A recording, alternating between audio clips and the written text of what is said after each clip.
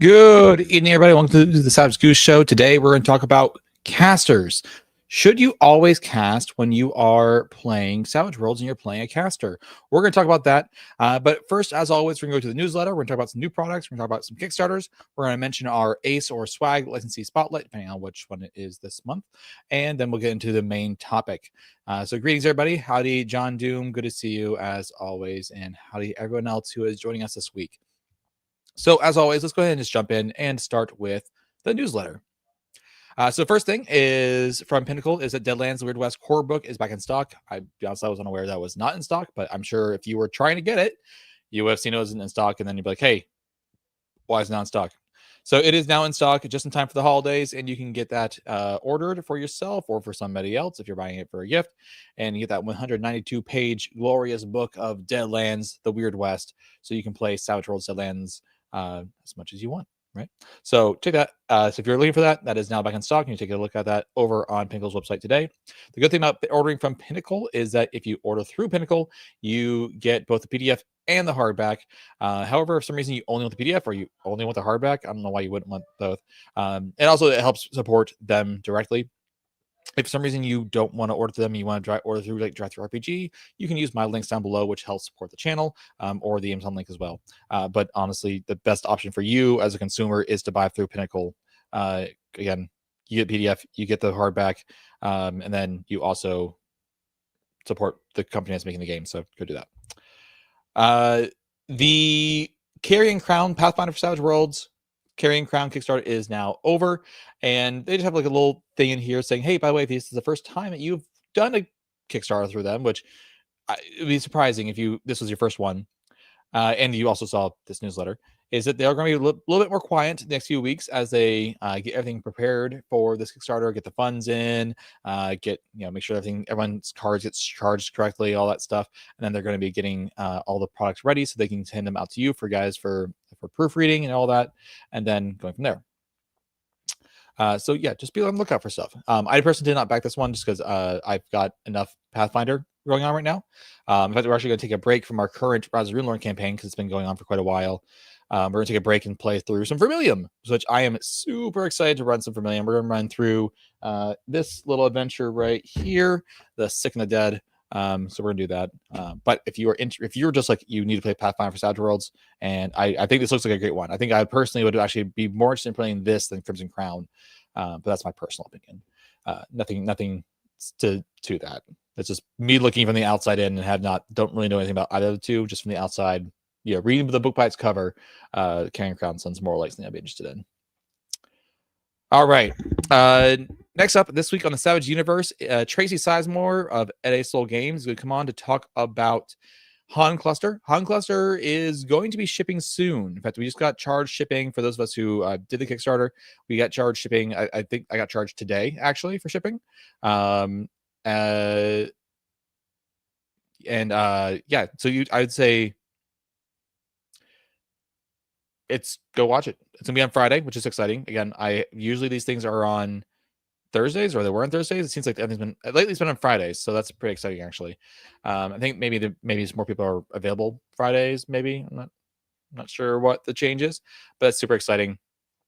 And to get Han Cluster is pretty much this sci-fi game I think everyone has really been waiting for. It is an optimistic view of sci-fi, and so everyone just kind of likes that take, and looks like a really fun system. I'm looking forward to getting my hands on it. I did get the physical stuff, so once I get that stuff in my hands, I will be doing a unboxing of all that stuff. I don't think I did like the highest tier or anything, but I did a decent amount of stuff from it, so that's super exciting.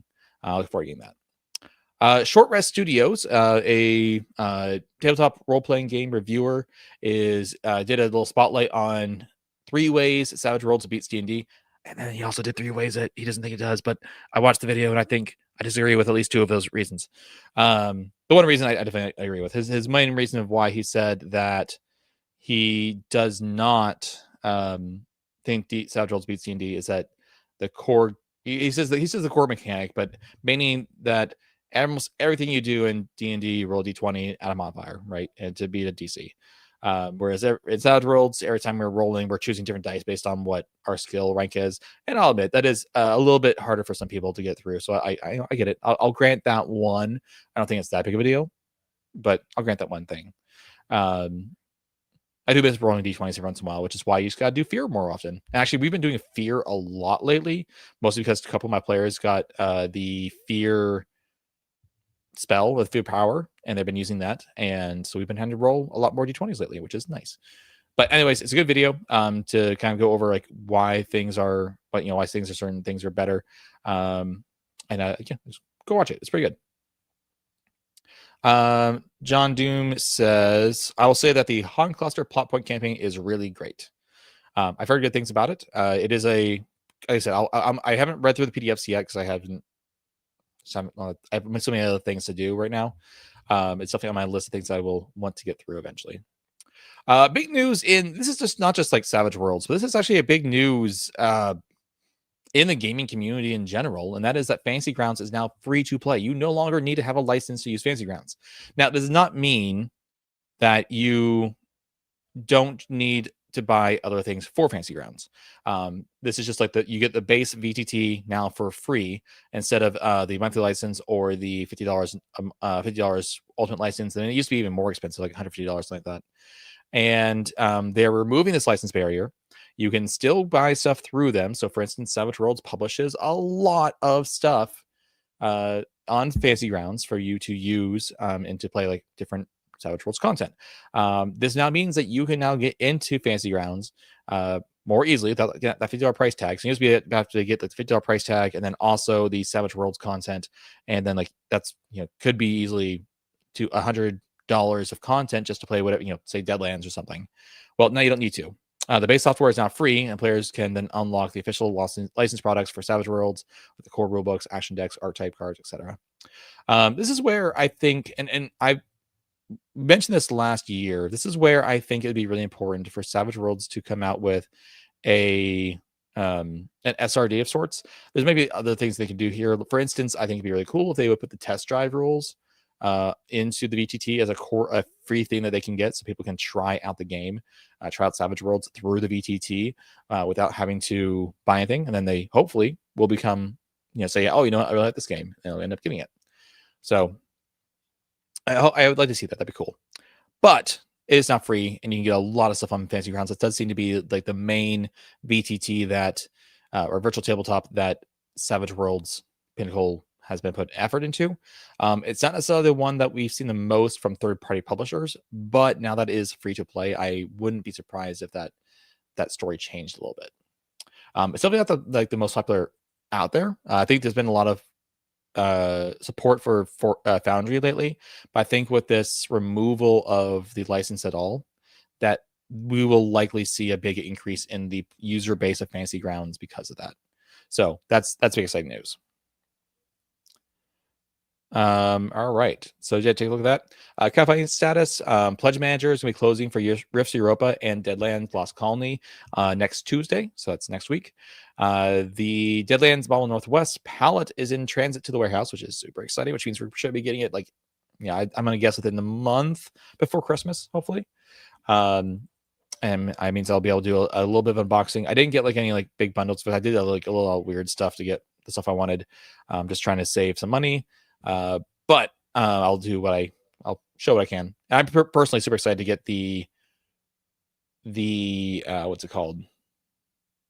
The graphic novel to read that. So that's gonna be exciting for me. I'm super pumped about that. And for Deadlands Dark Ages, the final files are delivered to your Pinnacle account. So if you go to Pinnacle and you sign up with your email address, if you did this Kickstarter, you should have the files in there now for you to be able to download and read them. This will be the final version of the files that will be sent to the printer to get the print copies from. So unless there's something really bad in the proof text or whatever. So we'll see. All right. So that is our newsletter for the week. Let's talk about some new products. First thing, launching Tuesday, November 25th, so next Tuesday. Again, I've been going over this over and over again. This is a graphic novel, or you say a collection of comics, of a webtoon that is about Crystal Heart. Crystal Heart is a setting for Savage Worlds. You can go buy the core setting, the setting rulebook from Drive-Thru RPG right now for this. But this is a webcomic of people in a comic playing the game. And the cool part is that you're both seeing the interaction as the players and in the game. So you're going to be able to learn how to play Savage Worlds as you read through this webcomic. I am super excited to see this in print because it's being printed by Dark Horse Comics. It's going to be in Barnes & Nobles. It's going to be in Amazon. This is going to be a really big product. In fact, I might, as soon as I get my next YouTube paycheck, I will probably have to go order this just because I think it looks great and I really want a copy of it and I want to buy it through. I'll do whatever what the best option is. Though there's part of me that wants to buy it through like these other retailers so that we can see more publicity. If you buy a product, they're more likely to restock it because they see popularity. And I would like to see these stay in like Barnes and Nobles and places like that for a while. So hopefully we can get more exposure of Savage Worlds to a bigger, wider audience. Yeah, I'm super excited for this and I'm looking forward to seeing what comes of it. Oh, then I got to go back. Other new products. There was quite a few interesting new products I will showcase today. The first one is Sidewinder Recoiled, for whom the bugle. Man, I couldn't read that word for some reason. For whom the bugle blows. This is a 64 page Savage Tales for Sidewinder Recoiled. I did Sidewinder Recoiled as a Savage showcase a few months ago. I think it was maybe last month. It's a really cool setting. It's a basic Wild West setting, not a Weird West setting. Nothing necessarily weird about it. It's a pretty normal Western setting. But this is a print option for print, but a version of a bunch of adventures. Is it one adventure or a couple of adventures? Veteran rank adventures. Yeah, okay, so it's one adventure. Yeah. So I would recommend taking a look at that and seeing what's up with that. I think it's really awesome, really good. And I'm just kind of glad to see more stuff coming from Dark House Rules for Sidewinder Recoiled. This one's kind of important. This is a bundle that's currently going on for $25. They call the Feeding America bundle, and it's coming from Fainting Goat Games. They do a lot of really cool things in Savage Worlds. Now, it's not just Savage World stuff in here. There is definitely 5e stuff. There is some other Lovecraft stuff. You see icons, which is a setting for. It's not setting. It's its own thing, right?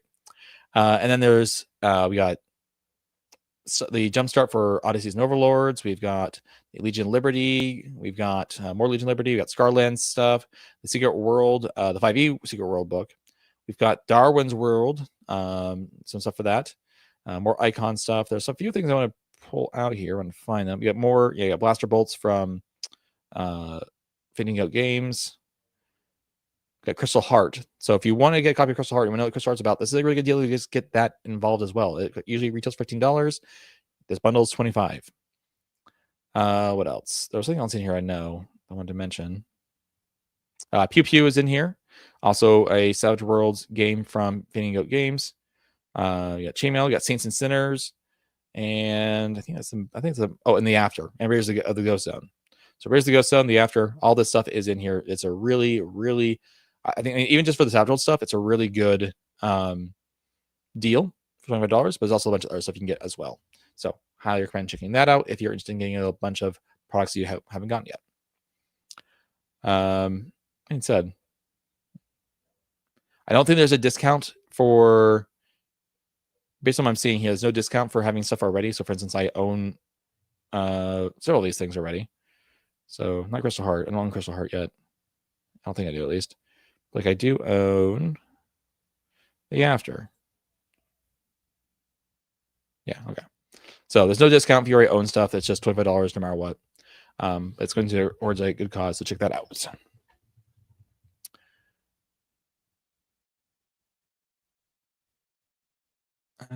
Sorry, trying to find the next thing here.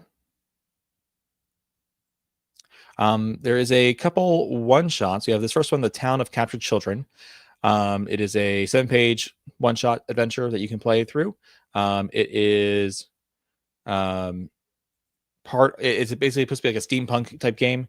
You don't need the official steampunk handbook, but it can be useful. So definitely meant for his unofficial steampunk handbook game. So take a look at that. There's also a Beneath the Depths, which is a space opera sci-fi one sheet. One sheets are really cool for Savage Worlds and for any game, where it's just one sheet and that's all you need to run the adventure. And it gives the GM, in my opinion, a lot more freedom to just make some stuff up a lot in between in the areas where hasn't been talked about. Usually these one sheets are giving you the basic structure of what's supposed to happen, but in between it's up to you. So I like them because they help you kind of like have a little bit of structure, but also kind of flex your creative muscles a little bit to try to get your bearings for a good, trying to like practice being more creative as a GM. This is Rocket Age Blood Red Mars Savaged. This is now released on Kickstarter. There's also some softcover, hardcover, PDF versions of these books. This is from Why Not Games. It is supposed to be like again, a little more like, really old school. I can't remember the word as they used, like way of like the Rocket Age sci-fi game, right? The way that the 1938 that never was. So imagine just like how the early 1900s saw the sci-fi and the future of the sci-fi. From there, pulp sci-fi. Yeah, that's one way of putting it. I don't know if that's. But yeah, so this is Blood Red Mars. I know they have some other products they're looking into adding, but this is, I think, the first one I've seen so far. I tried they reached out to me at one point to schedule something, but I don't think we've confirmed anything yet. So hopefully we can get that scheduled at some point. And then lastly, I want to mention is the Royal Society of Mythology. I did an interview with the team over at 15 Goat Games that worked on this. That's back when I was in Scotland, so you can take a look at that old live stream. And I got the PDF already for this. Actually, the one thing in my cart here you can see here is actually the physical version of this. I'm waiting for a few other few like print on demand coupons to come through so I can get a whole bunch of stuff at once. Yeah, so this is where you play as these people, members of the Royal Society of Mythology. You're either hunting monsters or you're trying to protect them from other organizations, make sure they don't hunt them to death or extinction. Whatever you guys decide that is their thing to do. There's a lot more here to it, but I would recommend reading through it and get a feeling for it. And it's been very interesting. It was very interesting to read through for what I have read through and talking to the team about what is in this setting. So again, if you're interested in learning more, you can actually watch my previous live stream where we talked about that. I'll try to remember to link it in here somewhere someday. All right. Kickstarters. There is a lot less going on right now, but we still have a few going on. Ending this Thursday, November 20th, is Beacon Island for Pear Tree Studios. This is fully funded. This is a 90s game where you play as kids in the 90s, teenagers in the 90s, running into monsters or just other, I'm gonna call them bad guys, people who don't have the best interest going on right now, their corporate greed or aliens or what have you. But it's definitely heavily based in 90s. It takes place in modern, in the real world, on a fictional island, but within the real world. And so check it out. Full of 90s nostalgia and feel and vibes. I'm sorry, excited for it.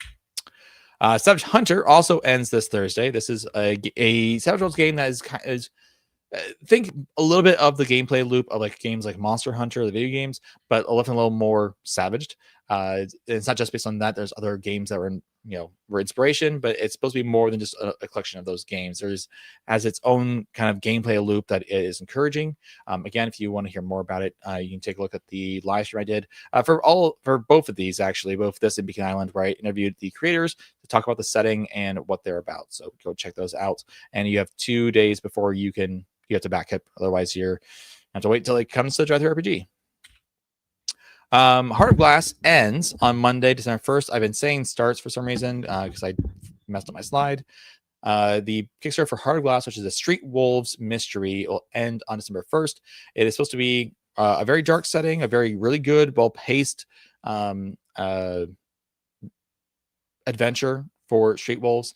Reading the reviews I've seen already, it gets me really excited to run it. It's not supposed to be a terribly long. I think the idea is it'd take maybe 12 sessions to run, 3 months, maybe more for me because I run short sessions. But I am very excited for it because I love Street Wolves. I think it's really cool. One of these days I'll be able to run it, and I just don't know when. But yeah, so take a look at that. I'm super excited for it, and hopefully you are too. And yeah, check it out.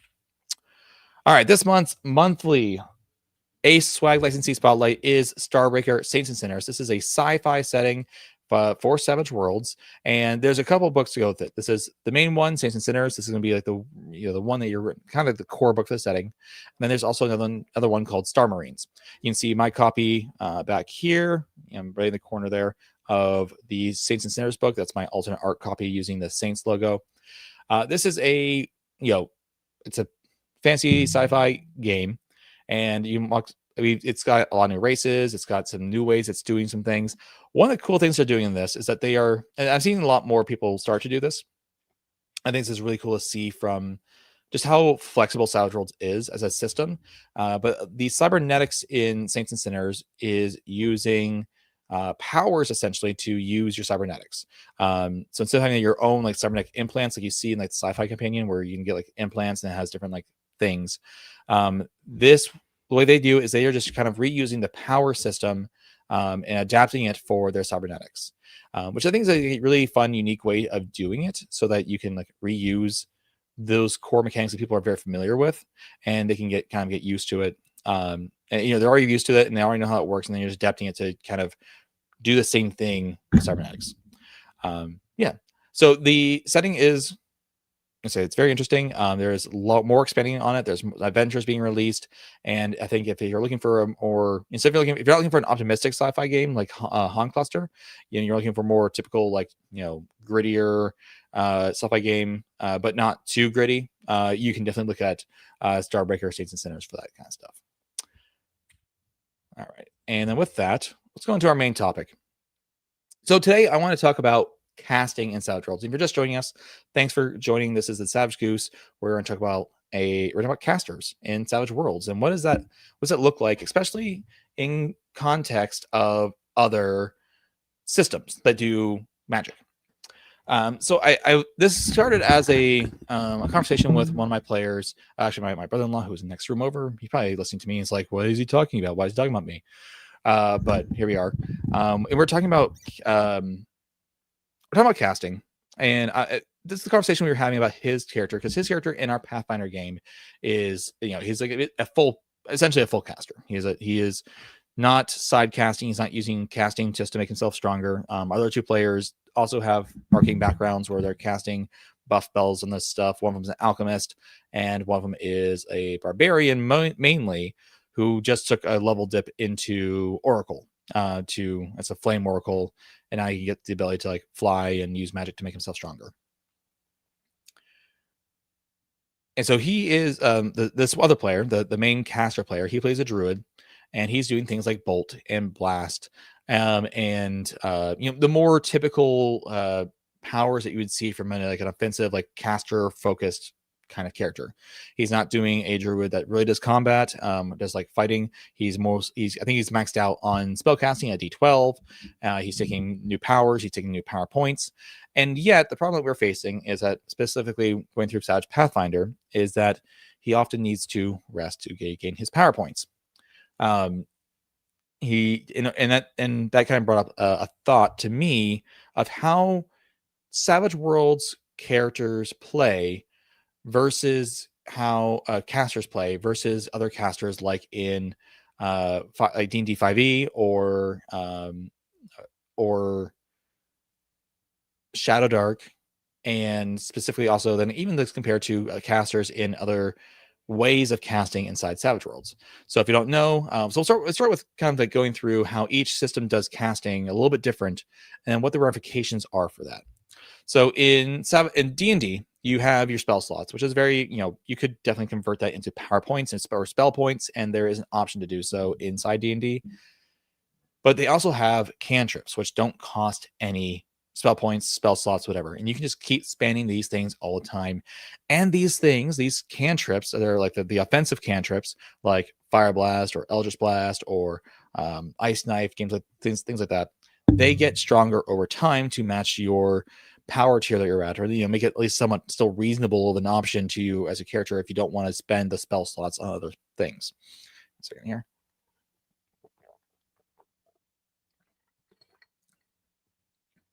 And so you can basically expect that a caster, for the most part, is always going to cast. They're going to either cast their spell slot stuff, or they're going to cast their cantrips. Again, especially warlocks, and they're going to do Eldritch Blast. Yes, there are some of each of these classes of the caster types in 5e that maybe are more gishes, or they are using other weapons to modify their casting and make themselves stronger. But for the most part, you're expected to cast pretty much every turn in 5e. All right, so that's how you do it in 5e. Okay, how's Shadowdark do casting? Well, Shadowdark says, hey, you can actually cast as much as you want.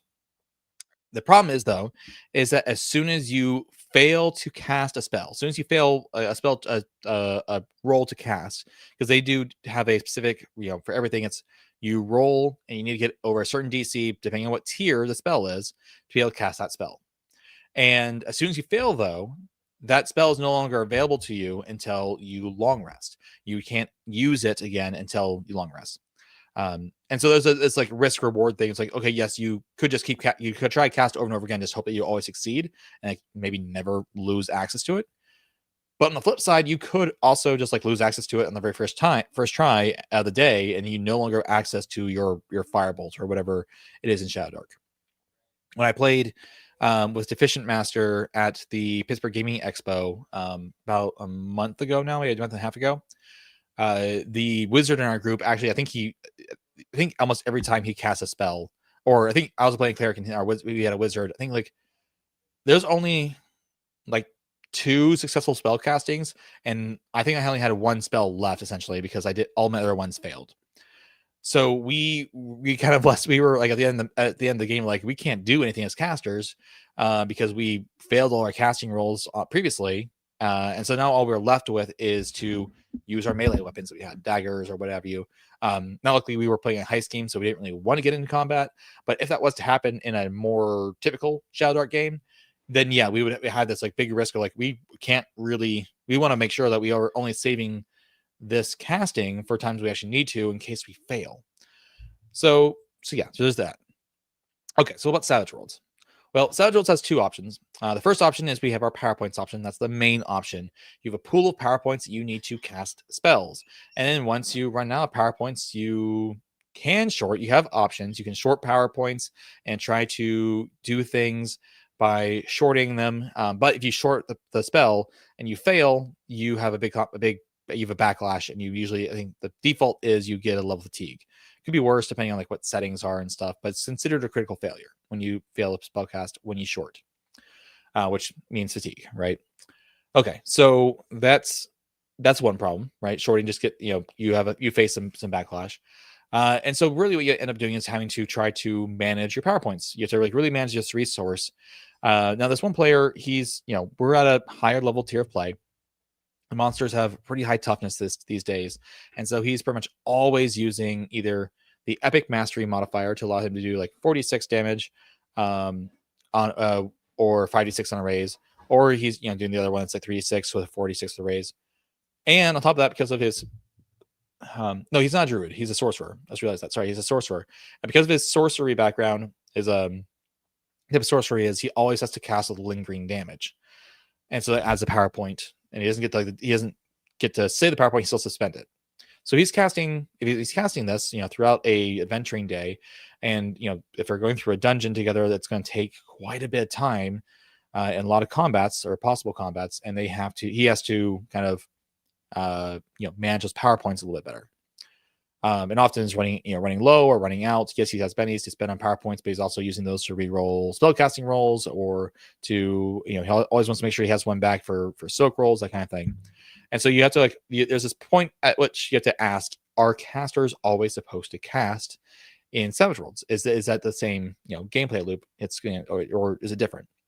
The alternative method is the no PowerPoint system for Savage Worlds, where instead of casting with PowerPoints, you just always take a modifier to your spellcasting roll based on how many PowerPoints the spell was. So if it was a 2 PowerPoint power, you take a -1, it's half of the total as a modifier against your spellcasting roll. And so each of these systems, 5e, Shadowdark, PowerPoints for Savage Worlds, no PowerPoints for Savage Worlds, have a different expectation or different gameplay loop that we see for characters playing the game. In 5e, you almost always expect your caster to always be casting. Even if it's not a leveled spell, you pretty much always expect them to be casting the, their cantrips, because their cantrips are still fairly strong for what they are. In Shadowdark, you have this, this mandate of risk, is what I put it into the video. There's a you're always risking losing that spell every time you cast. So you have to weigh that risk of, is it worth it? And so what you end up seeing even in Shadowdark is that sometimes casters are still not always going to be casting in combat. They might be reserving that spell for something later more important. Now, that being said, Shadowdark as a whole does have a different gameplay loop in that they don't really expect you to run into encounters. They want you to try to avoid encounters when, they expect you to run into encounters at some point, like combat encounters, but they also do expect you to try to avoid them when you can. And that's just the kind of nature of Shadowdark and the way that some OSR games run. But you only get that, there is a limited, you have to basically calculate your risk inside of Shadowdark as far as, do you or do you not engage with spells, or do you maybe reserve those spells for something later and maybe use a crossbow or a bow or throw a dagger or something like that. And then for Savage Worlds, we kind of see a similar thing where it's more about resource management. It's, okay, do I think I'm going to need this later? And so I think what we end up seeing in Savage Worlds is also this expectation that you're not always going to be casting. When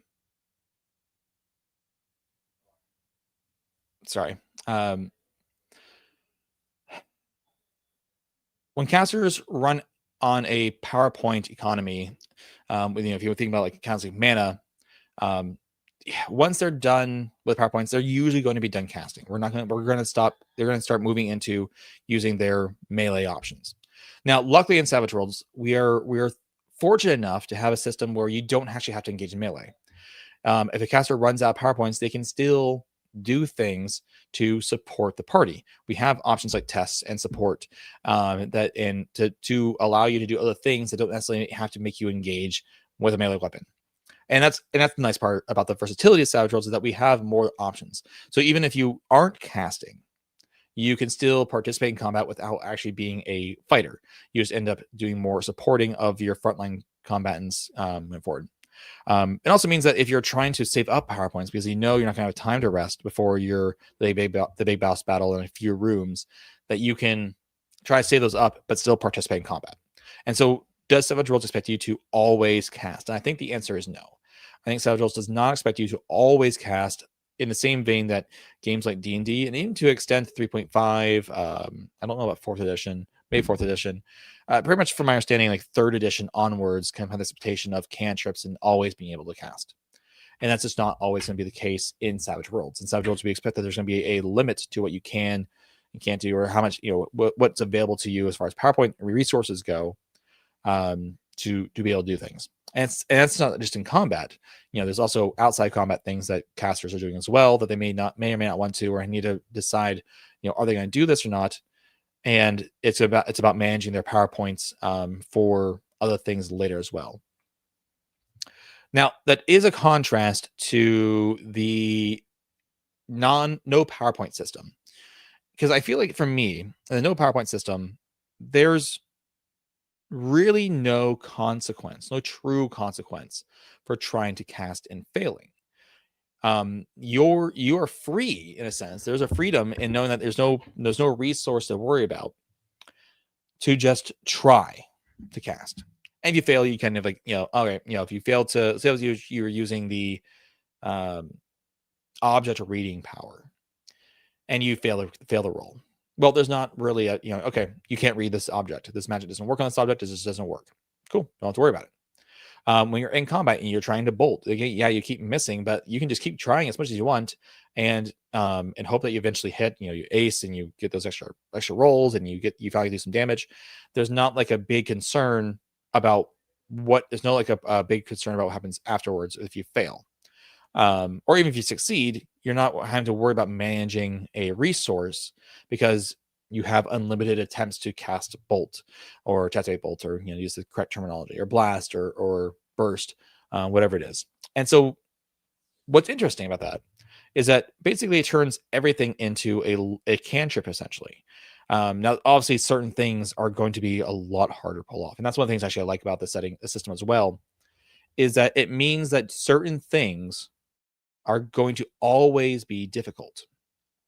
As we look at the higher powers, and there's ways to offload that a little bit, right? So we think of things like I think it's like greater healing, depending on which we've been doing a lot of Savage Pathfinder, so I'm thinking mostly about Savage Pathfinder powers, or think about the wish power. The wish power costs 20 power points, I believe, and it is two things. One, it would be a -10 modifier to cast, right? If you're doing the system. Now, luckily, there's ways to offset that. You can have people support you in your casting to reduce that to like a -6. Well, a -6 is, it's still hard, obviously, but it's not impossible. If you have a D12 in spellcasting, that is a 125% chance. If you 25% chance of succeeding, just if you have the support, the +4 for support, just with the D12, regardless, ignoring the D6. Because it works on 10. Yeah, that's 25% chance. So it's really interesting how, to me, and I don't really have anything like I'm like trying to convey to you this. Just I think it's interesting to think about. And I think it's also important. Maybe it is important to think about in the context of where are gamers coming from other systems into Savage Worlds, and them understanding the gameplay loop of a caster in a game like Savage Worlds versus a game like D&D. In D&D, it's always cast, always cast, always cast. And Savage Worlds, it's not necessarily that way. It might be, hey, you're not casting right now because you need to save those power points and that resource to manage for something else. And you might be using taunts or supports. More so right now in the early games, you can save those power points for that big combat against the BBEG. So, and then you have like the rule in or you're doing, if you want to do more, I think more like D&D feeling of just continuously cast, you might be looking at something more like the Savage Worlds no PowerPoint variant. Again, none of those are the 5e version, right? And none of those are the way that Shadowdark does it. And there's a lot of games that are going to do things differently, but I think this was for me was a good way to like kind of look at these different ways of approaching casting and the expectations of a caster depending on how the game system works. Now, Thankle says the new Deadlands Dark Age low magic setting rule will probably cause more casters to do more things. See, and that's the cool thing again about Savage Worlds, is that there's a lot of different ways to do casting. Like Crystal Heart does casting differently because you only get access to one power. But I think for the way they do it, that you don't even. No, you definitely roll for it, I think. But there's a different way that they do casting for Crystal Power or Crystal Heart. But you are saying there's a different way that they do it in the Deadlands Dark Ages book, which I haven't even looked at my account yet to make sure I have the stuff. So let me pull that up real quick because it sounds like that is relevant to our conversation, and I want to take a look. Now, I will say that this video I planned on making this into a video. It's on its own about casting. So also this is actually helpful because I might have to include this as an option as well to talk about like, or maybe like its own video about, hey, which option for casting is right for your setting, something like that. Let's see, Dark Ages. No.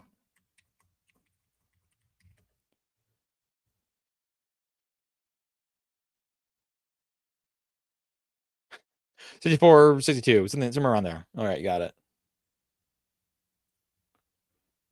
All right, let's pull this up. I do like me some setting rules, so that'll be good.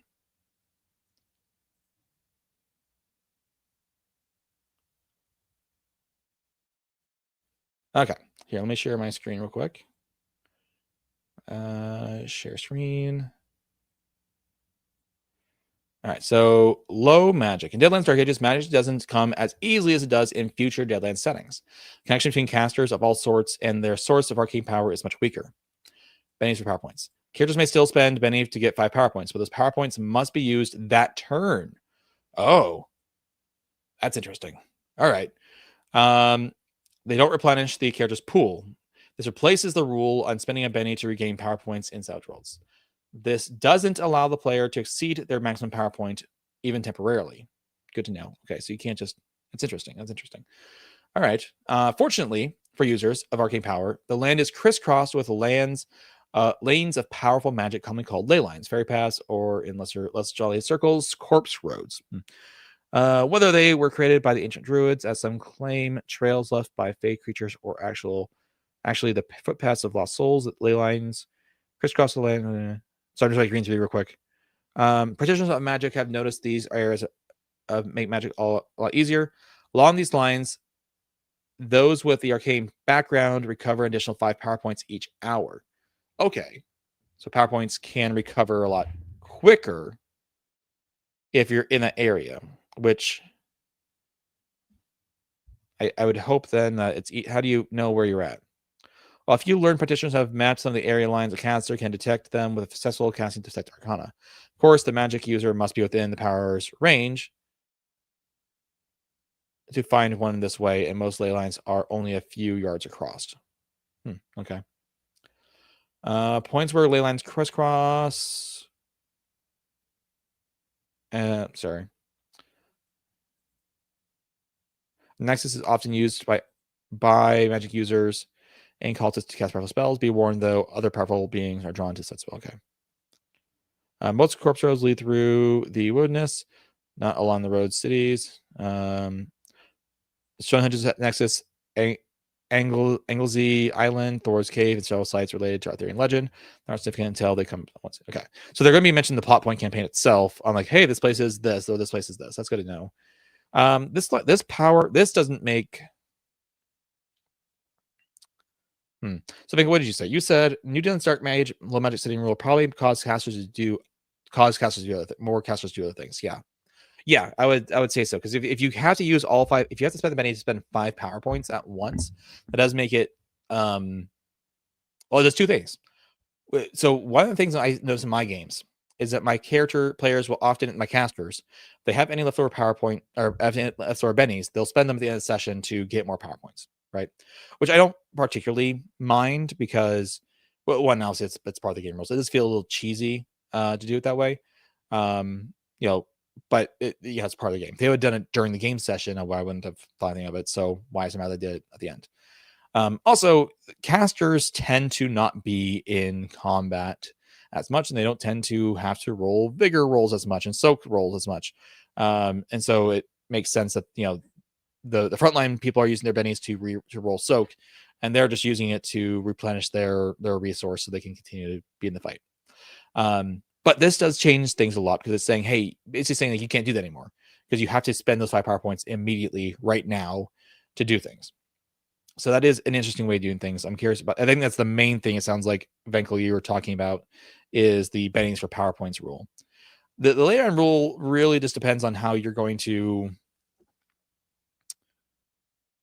how do you keep track of it, right? Like, how do you keep track of where you are? Because it's really up to the GM's discretion to say that you're in this place where you can do this. I imagine it's going to come into play in the plot point campaign. It'll be much clearer in the plot point campaign. But if you're just running if you're running a game that's not through the plot point campaign, it may be a little bit more difficult to use the ley line features. But I don't hate this rule, because it does get rid of a little bit of that cheese that happens with bennies at the end of sessions. So these will have them for casters. So that's interesting. I'm not going to force that on my players or anything, but I do think it's an interesting rule that I can definitely see other games utilizing later, or modifying for their own games. So that's cool. I like that. Thanks for pointing that out, Benkel. I like that. I'll say this. I don't think it's a huge change in... I think it's definitely it keeps in mind the main way of doing Savage Worlds PowerPoints and everything. I don't think it's going to be a huge change for me to change the video at all. But I do think it's an interesting idea to see here. So thank you for that. All right. Well, with that, everybody, that's everything I had to talk about today. I'd love to hear your thoughts about powers and magic, and how different games do magic, and how the different ways they do it affect the gameplay loop of casters in that system. Again, I think we kind of explain show here that just between Shadowdark, between the two ways you do things in Savage Worlds and in D&D, the gameplay loop for casters looks different because there's different risks and different resources involved in all of these options, and the way that the game runs doesn't affect on the way that players play their characters. So I hope you had a good time. Hope you have enjoyed talking, and I hope you I hope please let me know if you think I should make an actual proper video about this.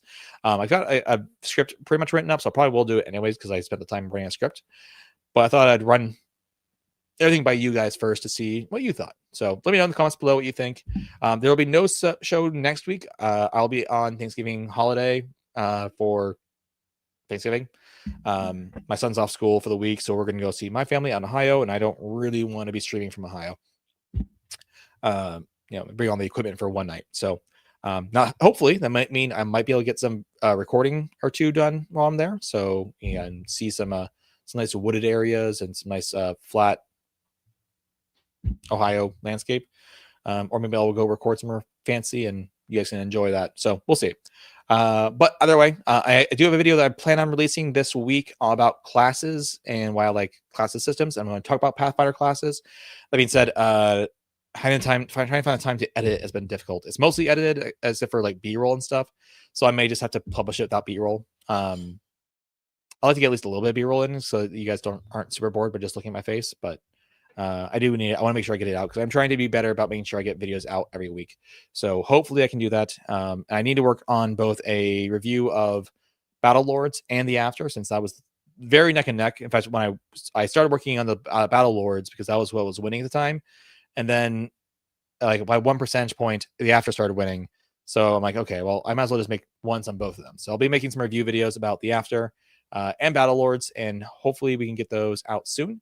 And then I will also be working on some videos about different things inside Savage Worlds. I'm gonna try to get a cadence of like general general tabletop role playing game topic, specific topic to Savage Worlds, and then a setting review. So that's the cadence I'd like to hit. I just gotta kind of get all the right scripts done for that. So I do also hope to get some scripts written next week as well. So hopefully I can get that done as well. But yeah, thank you all for hanging out, and I hope that was hope you had a good time. Hope you learned something about other games, and I hope that encourages you to think about other games you're playing and think about how the way the rules work affect the players and their gameplay loops. And until next time, all, stay savage. See you in 2 weeks.